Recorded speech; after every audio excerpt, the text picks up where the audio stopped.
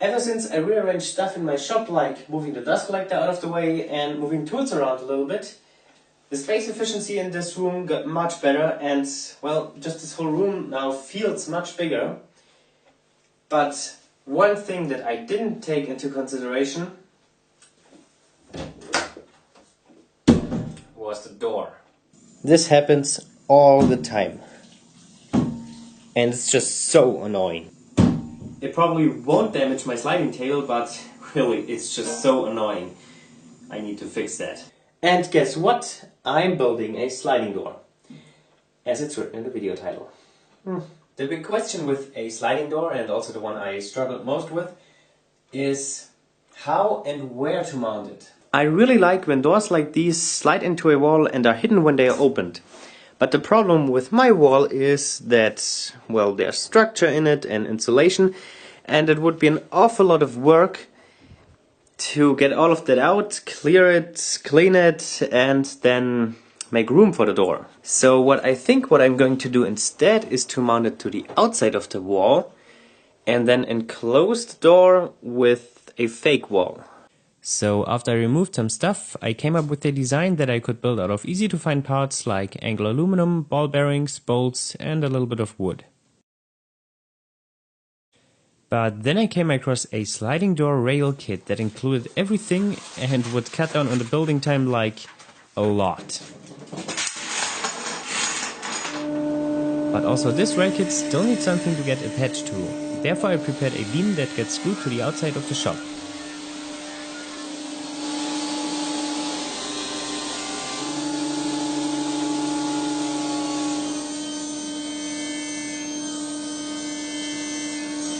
Next I'm cutting a small section out of the beam. You will see later what it's good for.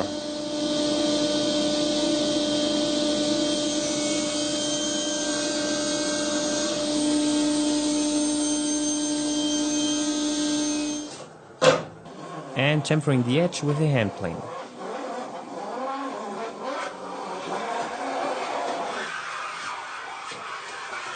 The joy of hand planing, but oh my god.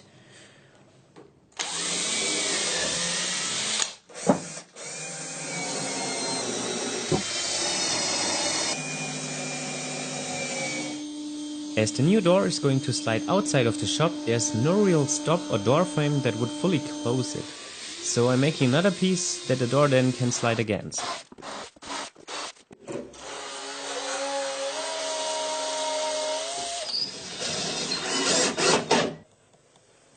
Alright, this is done. Now I can cut the rail to length. They give you a formula for calculating the length, so 2 times the width of the door minus 30. And as my door is 850 millimeters wide, that equals to 1 meter and 67 centimeters.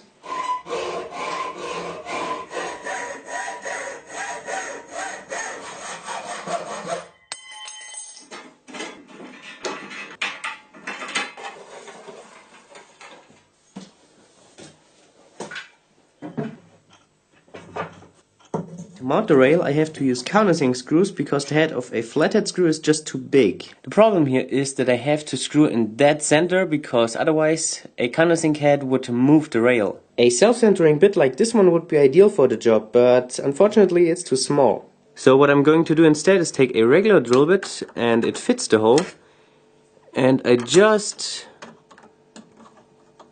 turn it a few times in the hole, and that will leave a little mark in dead center.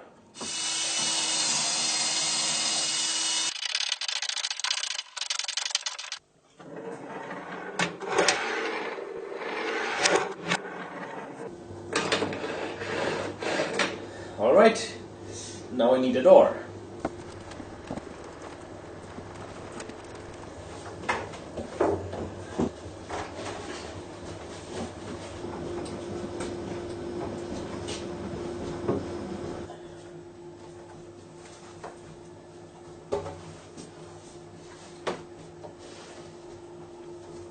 Well, now this is my door.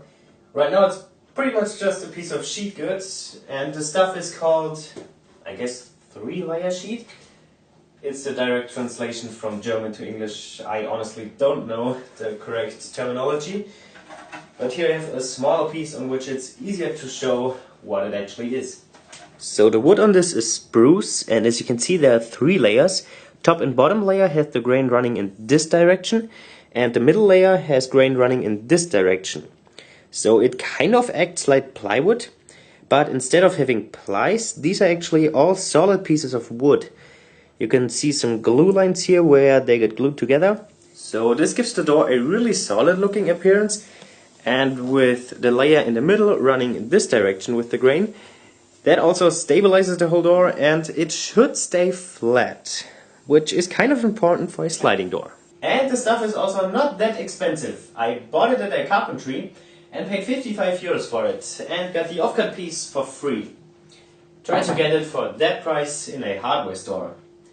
They also cut it to size and perfectly square with their big magic CNC panel saw cutting machine thing. Awesome machine. So it's already perfectly sized.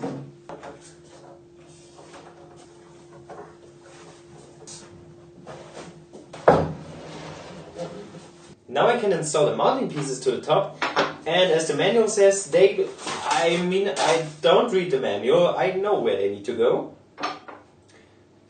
Kind of.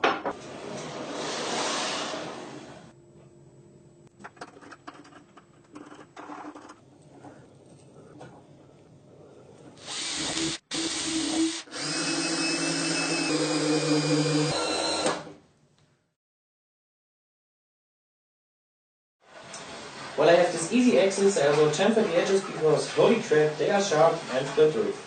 So now these hooks can be hooked into the bolt head and secured with this nut.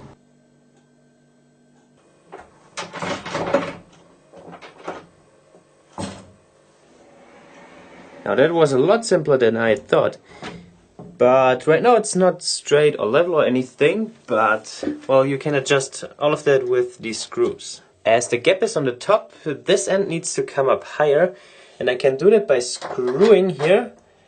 And as the screw has a flat spot, it's really simple to do. Now it's closing properly.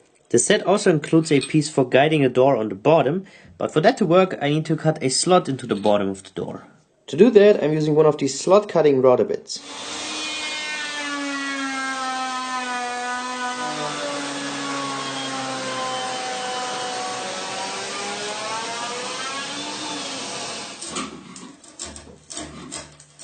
So it's a few shavings later, and that's what I was looking for. With the door back in place, I can now figure out the position of this guide, and it has to guide the door both when it's fully opened and when it's fully closed. So right about there is a good spot. I marked the right position, and now to mount it permanently I should use screws, but I don't really have room to drill into the floor, and I actually don't want to drill in the floor. So instead I want to glue it down with silicone. So I let the silicone dry actually for 2 days or so, and yes, it's strong enough for this.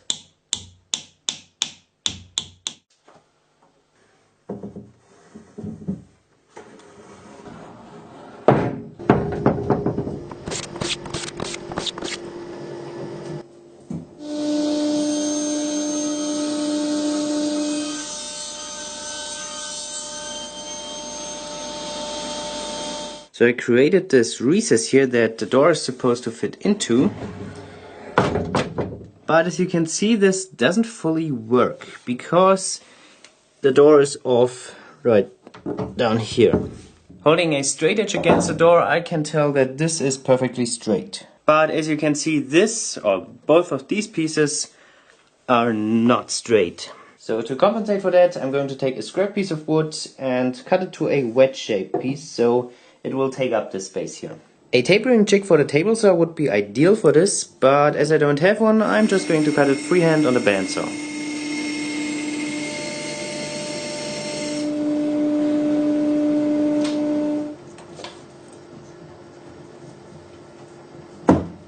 And now it closes like it's supposed to.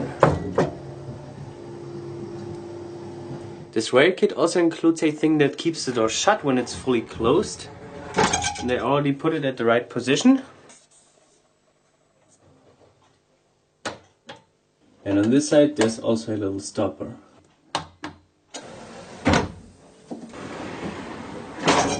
And this is how it looks from the inside now.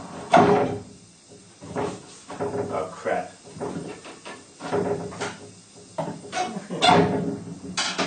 Well, I should install a handle first. To make the handle, I made this template here to use with a guide bushing in my router. And I already made a mark on the door. Now I just line up these two marks. And then I can route out the handle shape.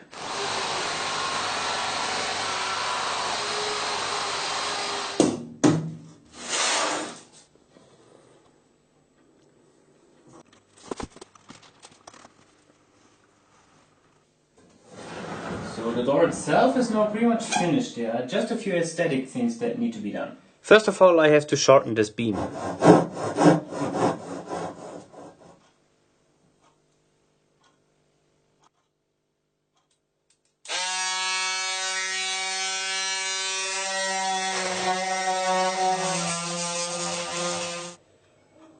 Originally I wanted to build a fake wall here so that the door could slide into it, but now I changed my mind because the door looks actually nice and I don't want to hide it.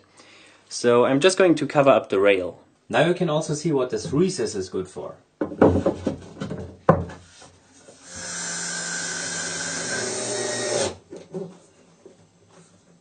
The other thing is that from the inside it doesn't really look that pretty, so to hide all of that I'm going to build a really simple door frame.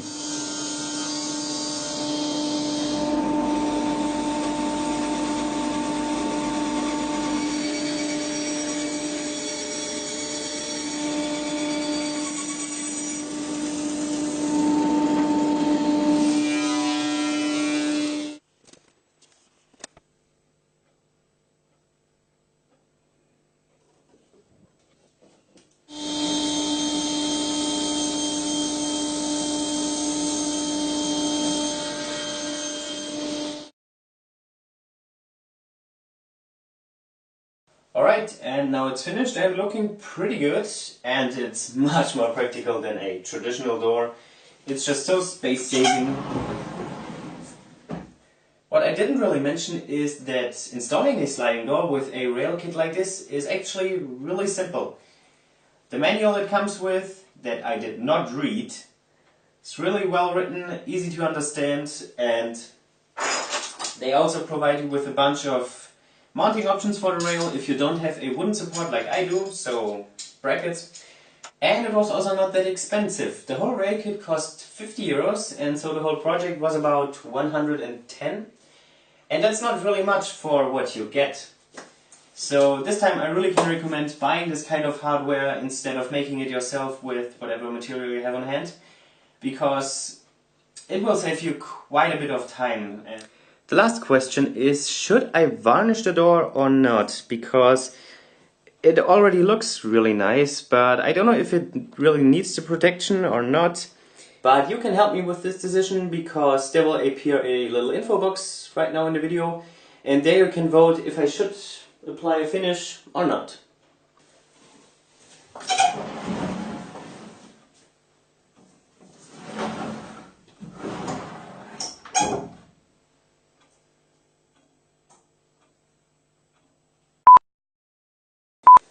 Ever since I reorganized my shop a little bit, ever since I rearranged stuff in my shop,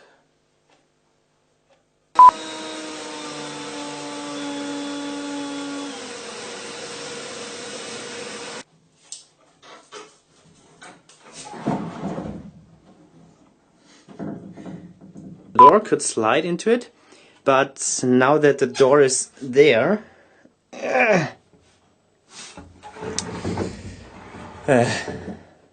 but well, now I changed my mind, because the door looks actually. It is really well written, nice, easy to understand.